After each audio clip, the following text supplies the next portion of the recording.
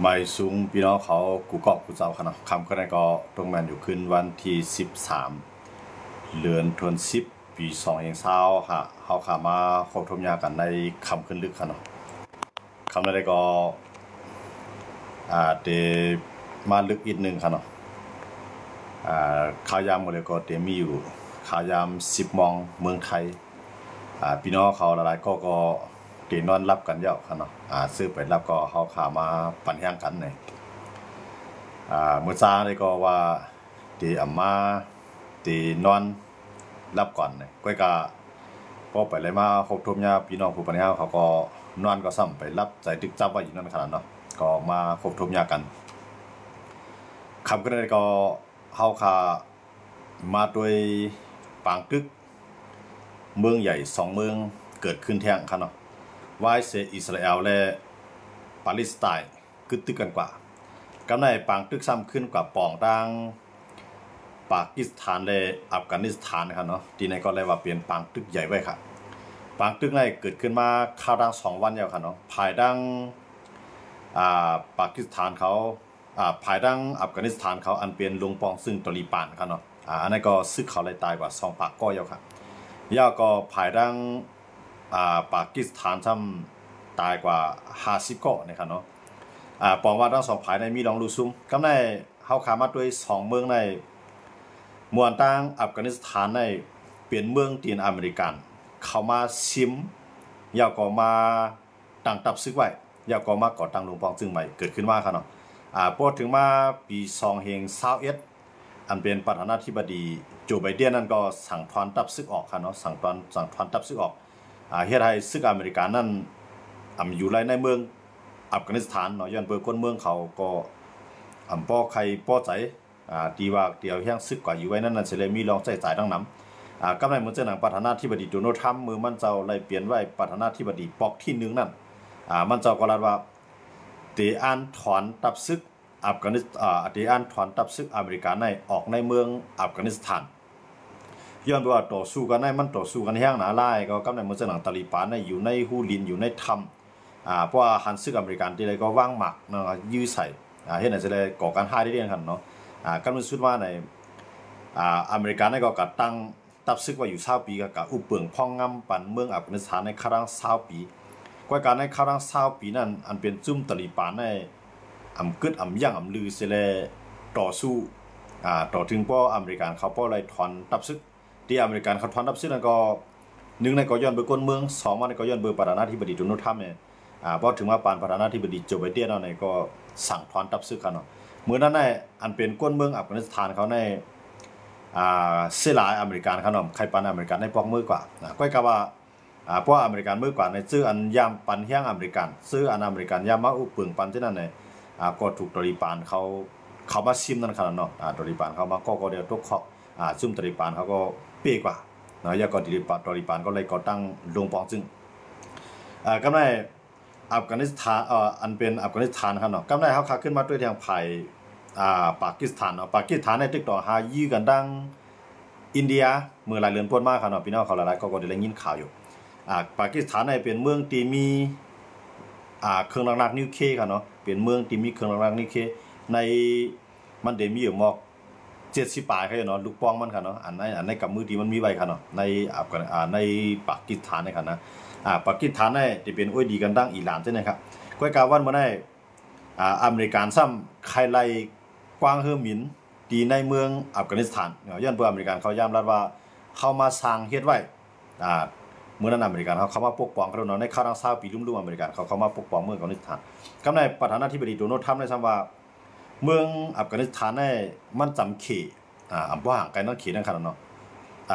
ปากเสียด10นะครับพี่น้องเขาเรียกว่ายินโจมเขาเนาะเมืองอัฟกานิสถานในมันจำดังเมืองเขตกำในสังเกตว่าเมืองเขตใน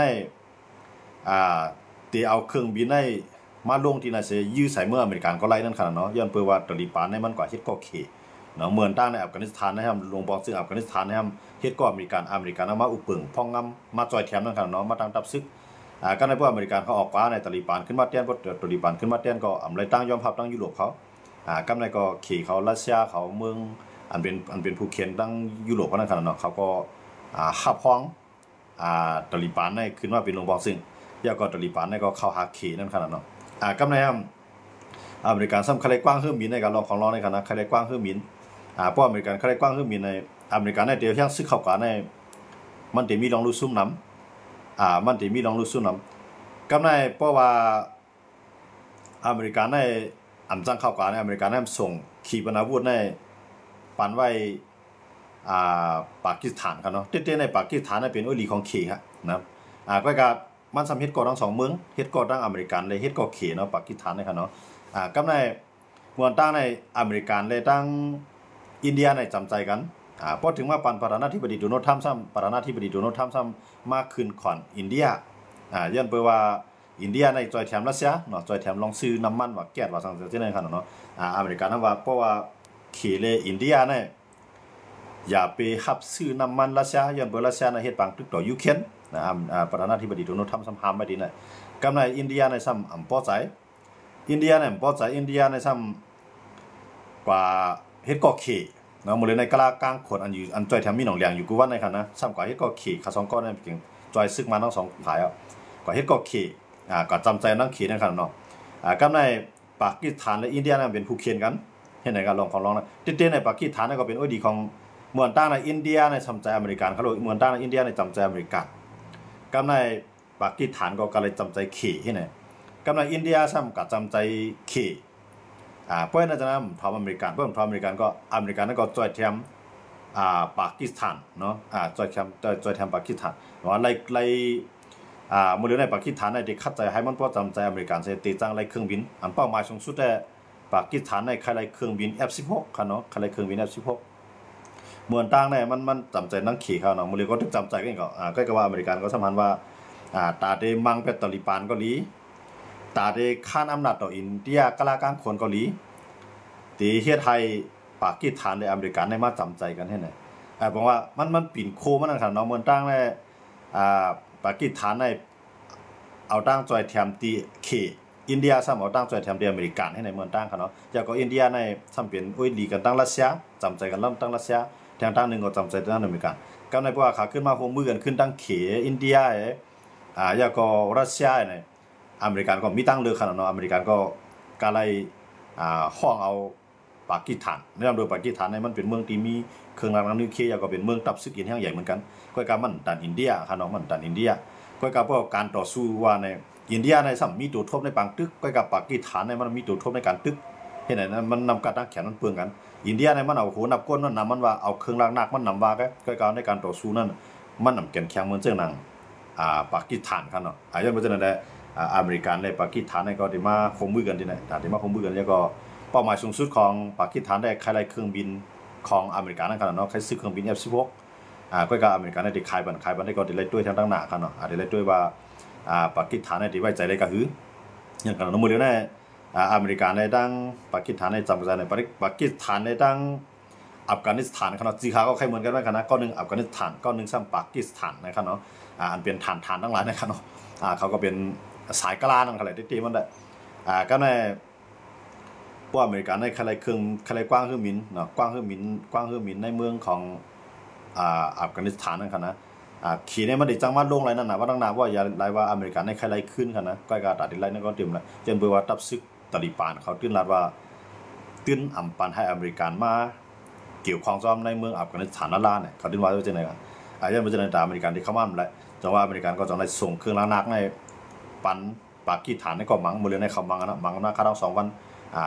ข้าทั้ง2 วันในไปหันตีตั้งว่าเด็กขึ้นข้าออกไปมีเมืองไหลเข้ามาที่ห้ามย้อนเบอร์อันนั้นมันเด็กเกี่ยวข้องซ้ำแทงตั้งหนึ่งก็ตาลิบานในซ้ำกว่าหากลางกลางขนเนาะกับหาอินเดียนั่นค่ะเนาะลงปองจึงตาลิบานในซ้ำกว่าหาเต้ในตาลิบานมันเป็นมุกจุ้มไงนะก็กะว่ามันซ้ำเลยมาเป็นลงปองจึงเมืองอัฟกานิสถานนะครับเนาะจุ่มตาลิบานนะครับเนาะก็ในมันก็ซ้ำกว่าเอาตั้งจอยแถมที่อินเดียกว่าเลี้ยงเมืองอินเดียเสียก็การลงลายมือกันแต่ที่โคมการค้าการขายเลยการซื้อต่อกันให้เนี่ยเพราะฉะนั้นในตาลิบานในวันนั้นเนี่ยเป็นเพดออัฟกานิสถานนั่นเนี่ยตาลิบานในวันมื้อนามาได้จังเป็นเพดอปากีสถานนั่นในปากีสถานก็หาล็อกไล่เสด็จตึกนั่นขนาดเนาะแต่ว่ามื้อเดียวได้คัดตึกกันเนาะแล้วก็ว่าตัดได้ซิมเมืองกันได้ก็มันไปถึงคักมันก็ มื้อนั้นไปมีไผมาห้ามเขาตึกกันมาครั้ง2วัน2วัน2วันตีเขาใน3วันเขา2วัน3วันมันตีอันในบริเวณลองดูซุ่มได้ทั้ง2ผายได้มีน้ำครับก็ผายปุ่นน่ะมีเครื่องบินเนาะมันจะหนังผายตอริปานเนาะตอริปานเนี่ยมันเป็นโรงมองจึงเขาเนาะเมืองของมันได้จื่อเมืองของมันได้เมืองอัฟกานิสถานก็การเมืองปากีสถานได้มีเครื่องหนักนิวเคลียร์ยาวก็มีขีปนาวุธมีเครื่องบินไอ้ก็ผายปุ่นได้มีเครื่องบินเขายันเบิ่มมีเมืองไหลขายบันเขาเนาะเมื่ออเมริกันก็อยู่ได้อเมริกันได้มีไว้ค่ะเนาะยันเบิ่มเมืองอัฟกานิสถานมันมีไว้มันมีเครื่องบินก้นเมืองนั่นมันมีเครื่องบินติ๊กเนาะความหมายของมันน่ะเขามีเครื่องบินก้นเมืองเดียวมีอยู่มันจะว่าเครื่องบินต่อส่งต่างเมืองเนี่ยต่อส่งก้นเนี่ยต่อส่งคู่คอเนี่ยเขามีอยู่ก็กับว่าเครื่องบินตึกนั้นอเมริกันเนี่ยปล่อยไว้เซรั่มเขาเนาะอเมริกันเอาขึ้นเมืองหมดกำลังเห็นอะไรเลยตาลิบันเนี่ยตั้งให้ต่อสู้ขนาดตั้งให้ตั้งคัดหารตั้งเยี่ยนกันต่อสู้ขนาดต่อถึงพวกอเมริกันพวกถอยนั่นขนาดนั้นเขาได้นะก็ในก็ปากีสถานได้ก็เป้าหมายของมันได้มันก็ได้สั่งสอนนั่นขนาดย้อนเบอร์ปากีสถานและอินเดียเนี่ยเขายังมังกันมากมังกันมากก็มันจะหนังขี่ก็ห้ามรัสเซียก็ห้ามไหมอเมริกันก็ห้ามไหมกูภายๆกันห้ามเนาะย้อนเบอร์เนี่ยเพราะว่าห้ามในขาซองก็ในขามีนิวเคลียร์กันเนาะเพราะว่าขาลักนิวเคลียร์มังกันในมันเดเฮียไรกำพร้าวคันในสุกชักมันเดเฮียไรกำพร้าวคันในลูกเดียวกลปังตั้งนำย้อนเบอร์จะอะไรอ่อนกันมาห้ามเนาะปังตึกก็เป็นปังตึกขายางปอดๆกันเพื่อกับว่าเครื่องบินของอินเดียเนี่ยตกหลายลำขนาดแต่กับ4-5ลำขนาดเครื่องบินที่มันซื้อมาเครื่องบินลาฟาร์มเนาะซื้อมาที่เมืองฝรั่งเศสครับเนาะก็กำไรเครื่องบินอันต่อสู้นักการหาในเครื่องบินปากีสถานทำซื้อมาที่เคนะF16นั้นซื้อมาที่อเมริกันก็กับ F16ในอเมริกันซ้ำขายมันเดมือออนตั้งคนขนาดก็มือเลยเนี่ยขายมันเนี่ยกึดยังแบบที่ไหนก็กับว่าปากีสถานเขาที่เอากลุ่มมุนว่าขนาดย้อนเบอร์ F16นั้นเป็นเครื่องบินที่มีน้ำกัดเครื่องบินที่อันต่อสู้ร่างกายหาอะไรลีนั่นขนาดเนาะ10 กว่าตั้งนานในเพราะว่าอินเดียในตีแข่งต่ออเมริกันเสียหัวมือขี่หัวมือรัสเซียแห้งหนาในอเมริกันในตีเข้ามายืมมือกันตั้งปากีสถานยาวก็เข่งตาต่อกลากลางคนหมู่ตีนั่นขนาดเนาะอย่างเมืองอินเดียเนี่ยอันนั้นตีจำเป็นในมากขนาดก็แม่มันเกี่ยวข้องกันยันเบอร์อ้วยหลีของเมื่อเจ้านางอ้วยหลีของอเมริกันจังผายซ้ำเป็นอ้วยหลีของเขที่ไหนนั่นน่ะเนาะเต็มมันได้เหมือนเจ้านางปากีสถานในมันเฮ็ดปากีสถานในเขาคำว่าด้วยในรัสเซียก็มันเฮ็ดก็กำในขี่ก็ไม่เฮ็ดก็อเมริกันก็ไม่เฮ็ดก็อิหร่านก็ไม่เฮ็ดก็เนาะอันเมืองใหญ่เจ้านั้นมันเฮ็ดก็หมดอ่ะปากีสถานเนี่ยก็กับอินเดียในก็ซ้ำเฮ็ดก็กูเมืองกับเมืองตั้งก็กับว่าเสประธานาธิบดีโดนัลด์ทรัมป์ขึ้นมาในอินเดียเลยอเมริกันในห่างกันกว่าเฮียงที่ๆเขาเนาะย้อนเมืองในย้อนเบอร์อินเดียเลยเขรัสเซียในเขาก็ตั้งกลุ่มไว้เขาเนาะตั้งจุ่มไว้เขาเฮาว่ากลุ่มปริกเนี่ยเขาก็ตั้งกล้วยเขาทั้งจุ่มตอนได้เขียงต้าอเมริกันเนาะแล้วก็เขาลาว่าตีลดหย่อนลงใจเทียมดอลลาร์ตีเอาเงินรูโบเนี่ยมันก็เงินหยวนเนี่ยมันก็เงินของอินเดียเนี่ยเอาเงินเขาเนี่ยมาให้มันในเอเชียในพื้นที่เขาเนี่ยชื่อเป็นลูกจุ่มของเขาเนี่ยให้ใจเงินเขาจะได้เป็นใหญ่จะเป็นใจเงินดอลลาร์เป็นใหญ่นั่นขนาดเนาะย้อนเพราะฉะนั้นแหละอินเดียเนี่ยมันเหมือนจังว่ามันหยุ่มยำตัวมันว่าเมืองมันได้เป็นเมืองใหญ่เนาะมันเมืองมันก็ใหญ่เต่งของอินเดียในขณะเมืองมันก็ใหญ่กวนมันก็นำกวนในลุมฟ้าในอินเดียในนำเลยบนมรเคียงไป5 ปากล้านเกาะเนาะล้านปองมันขณะเคียงไป5 ปากล้านเกาะประมาณนำเลยขี่ไปแล้วก็กับพวกเครื่องเทคโนโลยีว่าสร้างว่าจะมันไปขึ้นขี่ยาวก็ไปขึ้นรัสเซียเนาะก็กับมือเลยได้มันก็ได้ร่วมมือกัน1ในรัสเซีย2มาในขี่เนี่ยผมว่าเขาก็ได้ออนหูกล้วยเขาแทงกำผาในแทงครึ่งเนี่ยเขาได้ใครอ่อนหูแทงผายตะวันตกเขายุโรปอเมริกันเขาใครอ่อนหูต่างๆเขาเรียกอยู่ดีเขานั่นครับในความหมายของเขาแต่ว่าอเมริกันก็ตัดได้มาค่าน้ำหนักต่อขี่เกาหลีตัดได้มาค่าน้ำหนักต่ออินเดียเขารัสเซียเขาวันตั้งนาเกาหลีในมือเลยเนี่ยตัวโน้ตทำในคัดใจเลยตั้งปากีสถานในคัดใจเขาหากันเนาะเพราะอะไรพวกขาด2 เมืองในจำใจกันมากในก็เหมือนจังว่าในเอเชียเขาขาในก็ในเอเชียในก็ติจังเฮ็ดให้อเมริกันในมามีอนาปาวาเล่นนะครับเนาะเขาจะในเป็นมันอยู่ในเอเชียเนาะในอาเซียนในก็อเมริกันในก็ในอาเซียนได้อเมริกันมาเฮ็ดก็เต้ๆได้ก็มันมีพวกหลายเมืองเนาะมันจะหนังอินโดนีเซียมาเลเซียก็พอจำใจห่างกันมาไว้เสปังตึกอิสราเอลในฮามาสเขาเนาะเมืองตั้งในอินโดนีเซียมาเลเซียในตั้งสิงคโปร์เนาะแล้วก็ตั้งไต้หวันเขาจะได้จำใจอเมริกันครับเมืองตั้งเขาเนาะใกล้ๆไว้หลังมาในมันจะหนังมาเลเซียอินโดนีเซียในห่างอเมริกันก็อีกนึงย้อนบริษัทในเขาจะนำกับปัญหาฮามาสอิสราเอลอเมริกันซ้ำปัญหาอิสราเอลให้เขาห่างกันนะครับเนาะก็ในเพราะว่าอเมริกันนั้นมันเด่นเรียกลายเกมการเมืองของมันยันพวกอเมริกันในเขตในเขามีปังตึกกันเนี่ยปังตึกการค้าขายหน่อยใช่ปังตึกเครื่องหนักๆนะปังตึกการค้าขายบอกว่าเครื่องเทคโนโลยีอเมริกันก็เตรียมขายบันเค้กเหมือนเจ้านาง เลทัดเนาะเลเอิร์ดนะครับเนาะอันดับได้เฮ็ดเครื่องเทคโนโลยีทั้งหลายจังนั้นก็ขี่ก็เตรียมขายเป็นอเมริกันให้เนี่ยทั้งสองฝ่ายในแข่งกันจังนั้นยังบ่จังนั้นก็ไม่เพราะว่าไล่จันเอาปากกิอเมริกันในรายเดือนของมันมันมีผู้เขียนอันตายตัวมันครับก็ได้เป็นผู้เขียนเอาเต้ๆเนี่ยมันมีอเมริกัน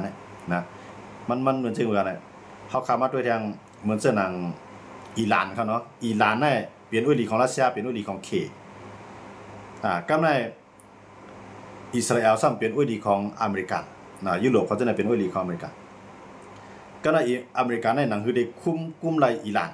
ยาวกว่าหนังคือได้คุมไล่อิสราเอลเนี่ยมันให้จึงอะไรเนี่ยปล่อยอิหร่านในมีเฮียงให้เขียงต้าไล่อิสราเอล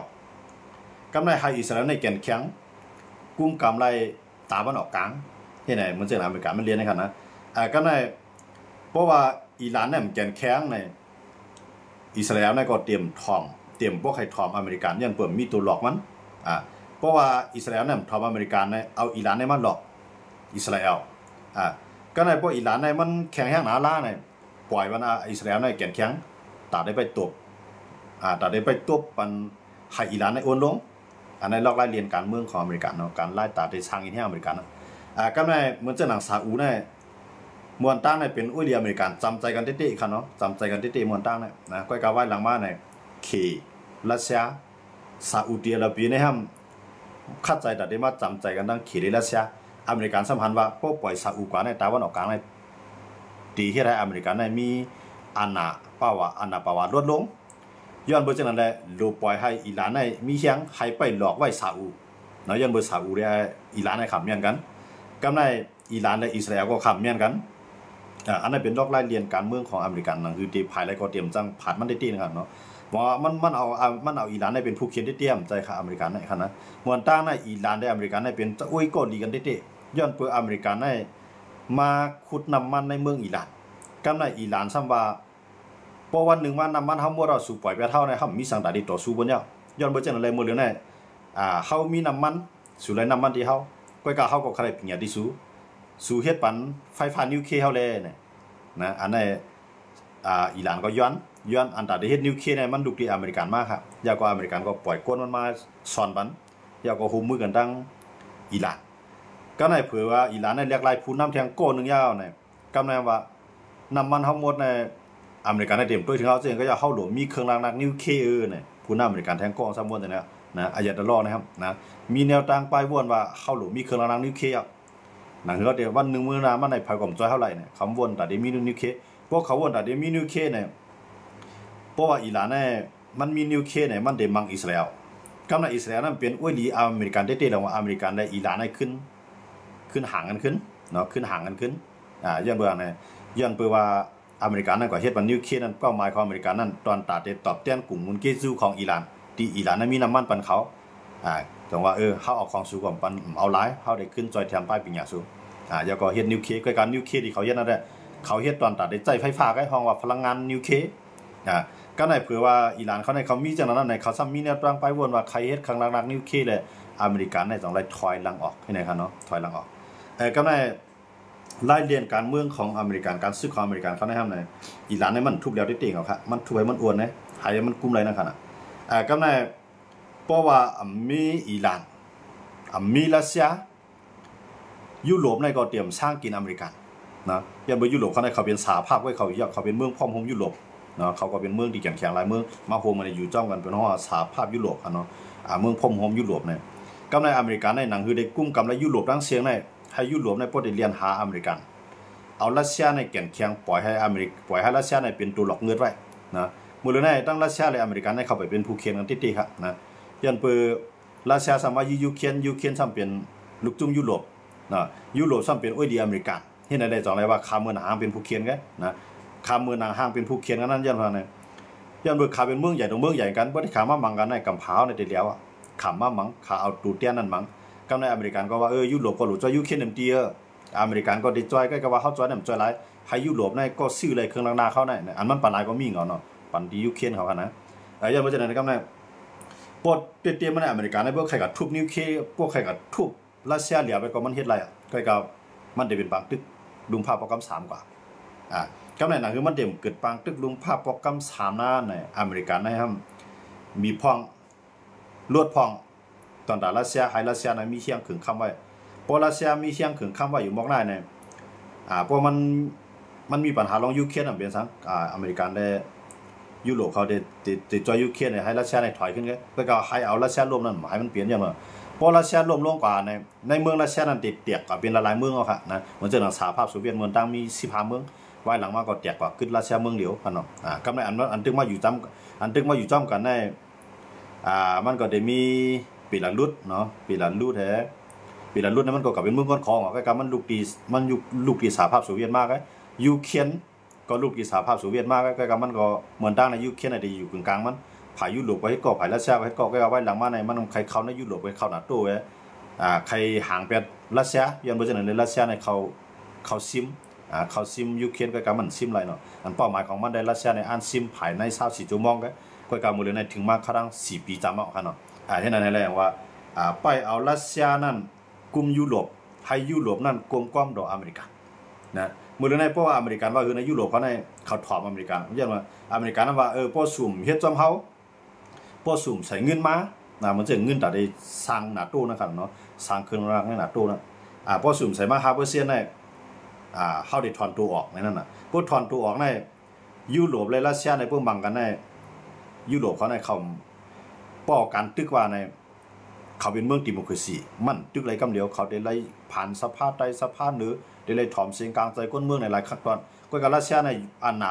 อยู่ที่ปูตินก็เดียวก็ป้อสั่งว่ายิ่งเมืองไรอันไหนมันสั่งยื้อไรกำสื่อก็ในพวกอเมริกันในมาจอยในยุโรปจะในแต่ทุกข่าวย่อมจะในยุโรปก็หันว่าเขาในมือกับพวนมาเขากลุ่มมาป้ายมังมีเป็นใหญ่เอาส่วนในส่วนเป็นก้นเป็นใหญ่เอาวันเมืองขึ้นใหญ่วากไว้เขาป้อได้สร้างหนักเครื่องหนัก